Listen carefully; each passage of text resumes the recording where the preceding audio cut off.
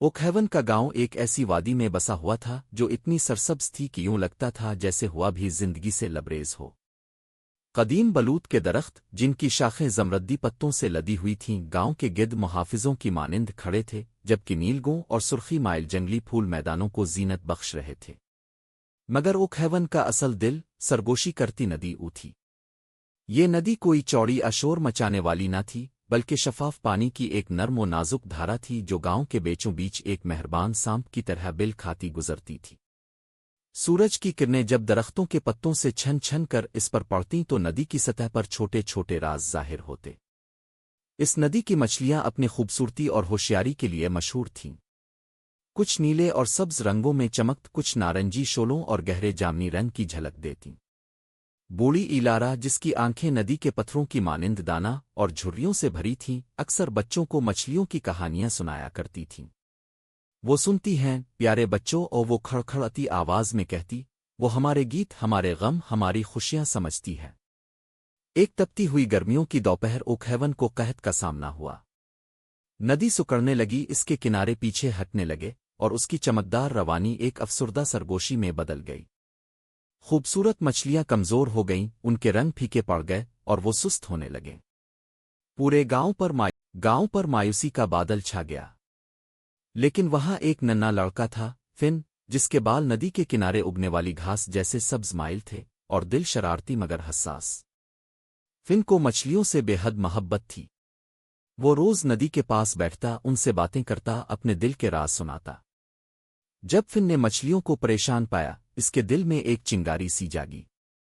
वो सुनती है इलारा की बात इसे याद आई। एक शाम जब सूरज बलूत के दरख्तों के पीछे गुरूब हो रहा था और आसमान सुर्खी और बनफशी रंगों में डूबा हुआ था, फिन नदी के किनारे जा बैठा।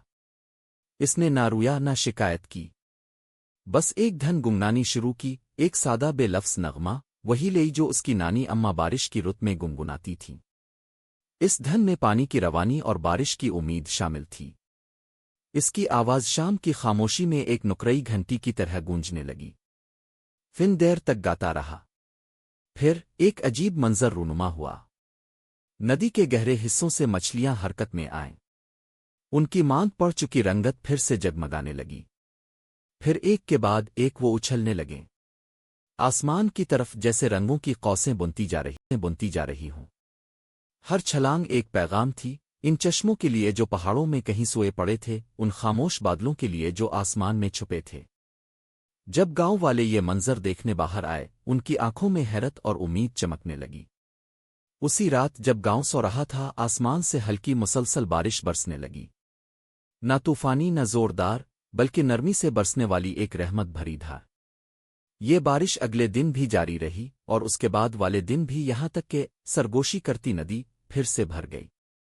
मछलियां पहले से ज्यादा चमकदार, ज्यादा जिंदा दिल नदी में तैरती रहें और गांव वालों के दिल उम्मीद से भर गए। तब से ओकहेवन के लोगों ने फिन इसके नगमे और नदी की मछलियों को कभी नहीं भुलाया। उन्होंने सीखा कि कभी कभार सबसे गहरे रिश्ते ना अल्फाज से बनते हैं, ना ताकत से, बल्कि एक उम्मीद, एक खामोश समझबूझ और एक लड़के के यकीन से कि मछलियां सुनती हैं। क्या आप ओकहेवन की एक और कहानी सुनना चाहेंगे? पसंद करें, सब्सक्राइब करें और अगली जादुई दास्तान का इंतजार करें।